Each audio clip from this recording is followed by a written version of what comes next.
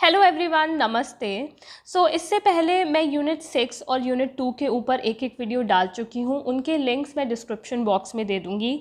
ये video unit 3 के ऊपर है, जो कि आईसीटी के ऊपर है। अगर आपने प्रेपरेशन शुरू कर दी है तो इसे एज ए टेस्ट लीजिए, और अगर आपने प्रेपरेशन शुरू नहीं भी की है तो भी आप कोशिश कीजिए ज़्यादा से ज़्यादा क्वेश्चंस आंसर करने के लिए, क्योंकि ये बहुत ही आसान क्वेश्चंस हैं। और अगर कोई क्वेश्चन नहीं आता है तो उसे याद कर लीजिए, क्योंकि ये मोस्टली यूजीसी नेट और प्रीवियस ईयर पेपर्स में पूछे जाने वाले क्वेश्चंस हैं। तो आइए क्वेश्चंस की तरफ बढ़ते हैं।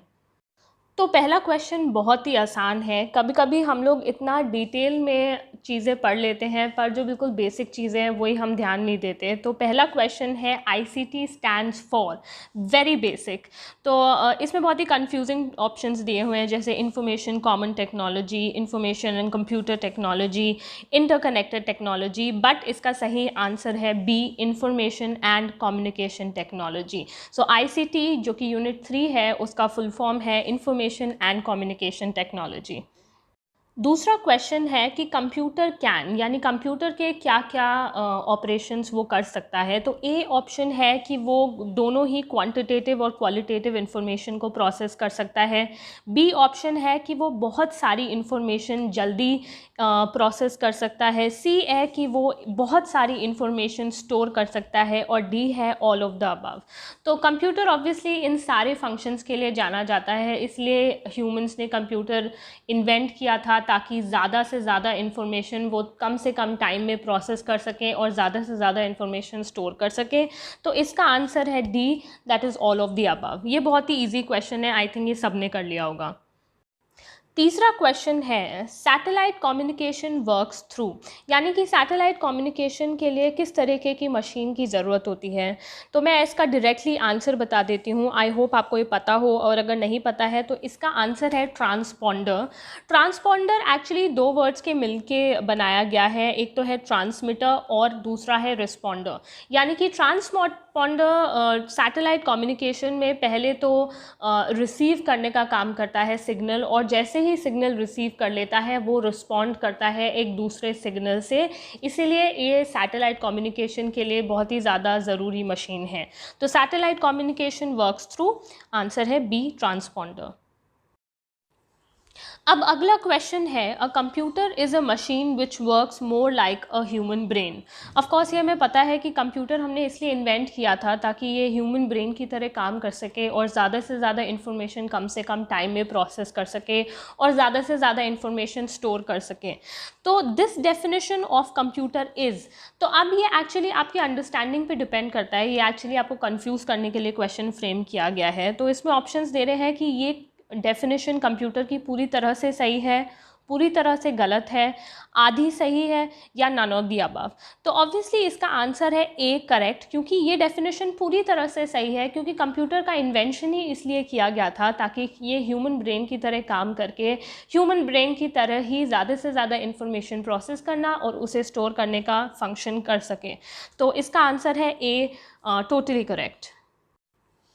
नेक्स्ट क्वेश्चन है आईसीटी इंक्लूड्स, यानी कि इंफॉर्मेशन एंड कम्युनिकेशन टेक्नोलॉजी के एग्जांपल्स क्या क्या हो सकते हैं।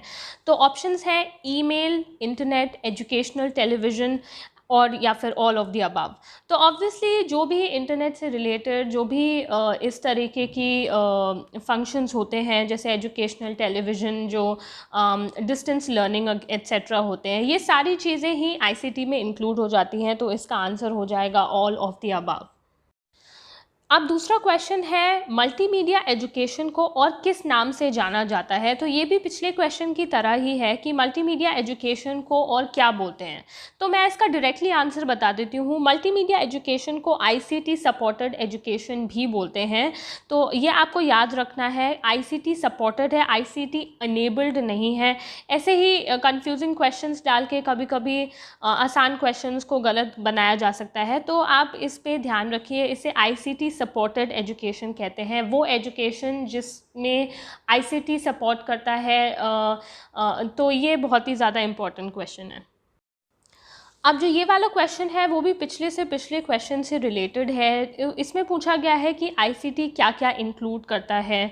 तो अगेन ये ऑनलाइन लर्निंग इंक्लूड करता है, ये इंक्लूड करता है डिस्टेंस लर्निंग को, जैसे कि learning through the use of EDUSAT. EDUSAT actually एक सैटेलाइट है जो कि एजुकेशन से ही रिलेटेड चैनल्स को ट्रांसमिट करने का काम करता है। सी है वेब बेस्ड लर्निंग, इसे ऑब्वियसली ऑनलाइन लर्निंग भी कहते हैं। और डी है ऑल ऑफ द अबव। तो ऑब्वियसली इसका आंसर हो जाएगा ऑल ऑफ द अबव। ये सारी ही चीज़ें आईसीटी यानी कि इंफॉर्मेशन कम्युनिकेशन टेक्नोलॉजी में इंक्लूड होते हैं। अब ये जो नेक्स्ट क्वेश्चन है वो यूपीएससी में पूछे जाने वाले क्वेश्चंस में से one of the most favourite type का क्वेश्चन है, कि मतलब आपको उसमें एक एक्रोनिम दे दिया जाएगा जैसे HTTP एट्सेट्रा, तो उसमें आपको पता लगाना है कि उसका फुल फॉर्म क्या है। तो ऐसा ही क्वेश्चन आज इसमें दिया हुआ है कि CBT स्टैंड्स फॉर। तो इसमें बहुत ही कंफ्यूजिंग ऑप्शंस दे दिया जाएंगे। अगर आपने फुल फॉर्म पढ़ा है तो आप बिल्कुल सही कर देंगे, और अगर आपने नहीं पढ़ा है तो ऑफकोर्स आपको हमेशा कन्फ्यूजन रहेगी। तो यहाँ पे CBT का फुल फॉर्म है कंप्यूटर बेस्ड ट्रेनिंग।